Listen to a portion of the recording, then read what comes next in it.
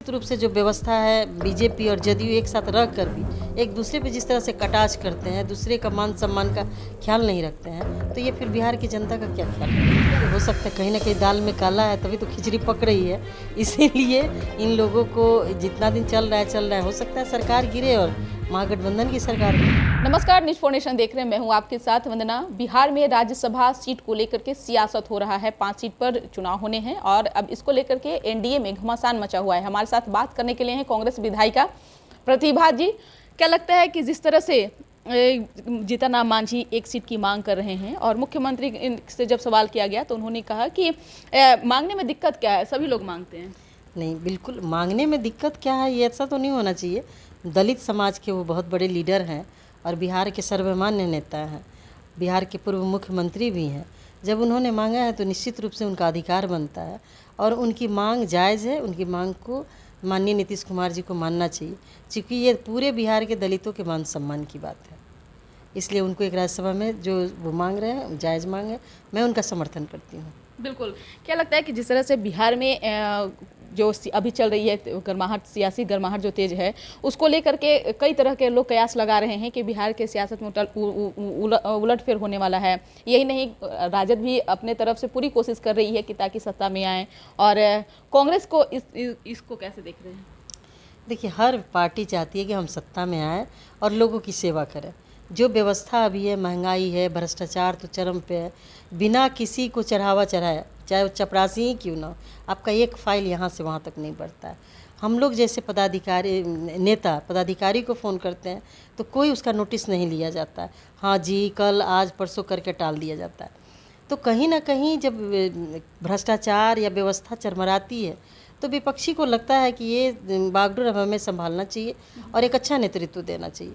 तो इसमें कहीं कोई गलती मतलब दुख की बात नहीं होनी चाहिए किसी के लिए। निश्चित रूप से जो व्यवस्था है बीजेपी और जदयू एक साथ रह कर भी एक दूसरे पे जिस तरह से कटाक्ष करते हैं, दूसरे का मान सम्मान का ख्याल नहीं रखते हैं, तो ये फिर बिहार की जनता का क्या ख्याल रखेंगे? क्या लगता है कि जिस तरह से बीजेपी और जदयू में खींचतान है, खिचड़ी जो दाल है क्या वो गलेगी? देखिए, हो सकता है कहीं ना कहीं दाल में काला है, तभी तो खिचड़ी पक रही है। इसीलिए इन लोगों को जितना दिन चल रहा है, हो सकता है सरकार गिरे और महागठबंधन की सरकार बने। कांग्रेस भी पूरी कोशिश कर रही है कि संगठन को कैसे और मजबूत किया जाए और अपना जो कांग्रेस का एक पहले जो फेस रहा है वो उसको कैसे और बढ़ावा दिया जाए। इसको लेकर के चेतन शिविर में काफ़ी मंथन चला है। तो क्या लगता है कि आगे कांग्रेस एकला चलो की रास्ते पे है? देखिए, कांग्रेस पार्टी आज जितनी भी पार्टियां हैं उसको देखा जाए तो मैक्सिमम लोग कांग्रेस से निकल के ही अपनी छोटी छोटी पार्टी बनाए हुए हैं। तो कांग्रेस का एक बहुत जो विचारधारा है, देश को सब लोगों के हर समाज के हर वर्ग को एक साथ लेके चलने का उसका विचारधारा है। कांग्रेस को मजबूत होना इसलिए ज़रूरी है कि देश मजबूत होगा, क्योंकि आज जो देश का माहौल होते जा रहा है, जात के नाम पे, धर्म के नाम पे जिस तरह से देश को तोड़ा जा रहा है। आज मस्जिद के अंदर शिवलिंग पाए जा रहे हैं, इतने वर्षों से पता नहीं क्या था। तो सामाजिक सौहार्दपूर्ण वातावरण था, उसको ख़त्म करने की कोशिश की जा रही है भाजपा के द्वारा। इसलिए कांग्रेस का मजबूत होना बहुत ज़रूरी है। यदि कांग्रेस के लोग चुक गए तो आने वाली पीढ़ी कभी हमें माफ़ नहीं करेगी कि आप क्या कर रहे थे। जब बीजेपी देश को बर्बाद कर रहा था और तबाह कर रहा था तो आप चुप क्यों बैठे थे? तो क्या कांग्रेस अब अकेले ही सारा कुछ चुनाव लड़ेगी या फिर आगे की नीति अकेले ही अपनाएगी? अकेले की बात नहीं है, बात यह है कि हमारी पार्टी राष्ट्रीय पार्टी है और कहीं ना कहीं हम शिथिल पड़े हुए हैं। हमारी पार्टी इस वजह से कमज़ोर होते जा रही है। और पार्टी के वर्कर को देखिएगा वंदना जी, तो आप गांव में जब जाइएगा हर घर में एक कांग्रेसी आपको मिलेगा। बिल्कुल। तो उसको जगाने की ज़रूरत है, उसको मजबूत करने। यदि हम मजबूत होंगे तो पूरा देश मजबूत होगा।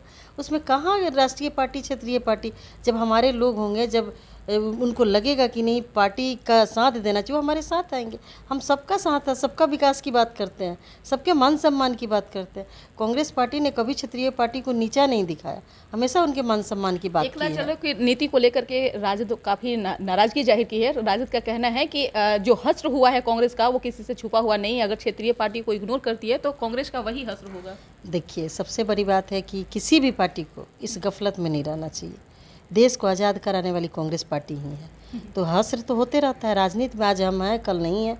बीजेपी तो 2-3 सीट पे ही थी, आज वो सत्ता में बैठी हुई है। ये सोच करके हम अपना संगठन को खड़ा नहीं करें कि हमारा हश्र खराब हो जाएगा, ये तो बहुत गलत बात है। हर आदमी अपनी अपनी पार्टी को मजबूत करता है, लोकतंत्र है। आज जो पार्टी बनाता है 4 आदमी को, जातीय पार्टी बना लेता है 4 आदमी को लेकर के, फिर पार्टी का विस्तार करता है। ये पार्टी तो सर्वजन हिताय सर्वजन सुखाय वाली पार्टी है।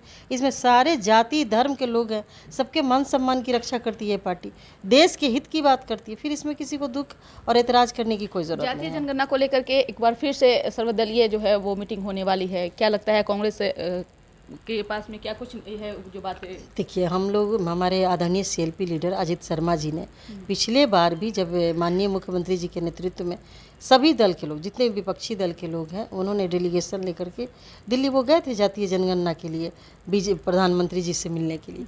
लेकिन अब बार बार यही कहना माननीय मुख्यमंत्री जी का कि मैं सर्वदलीय बैठक करूंगा, एक ही बैठक को आप कितनी बार करेंगे? जब आपको सबका समर्थन है कि आप कराइए, हम आपको समर्थन करते हैं, तो फिर ये इस तरह का जो इनका रवैया है माननीय मुख्यमंत्री जी का, कहीं ना कहीं टाल मटोल वाली रवैया लगती है। और इनको लगता है कि नहीं, जातीय जनगणना नहीं कराना चाहिए, किसी पक्ष को दुखी नहीं करना चाहते, सबको खुश करना चाहते, बीजेपी को भी खुश करना चाहते हैं और इधर जितने भी विपक्षी दल है सबको खुश करना चाहते बीजेपी से डरे हुए हैं क्या? बिल्कुल बीजेपी से डरे हुए हैं।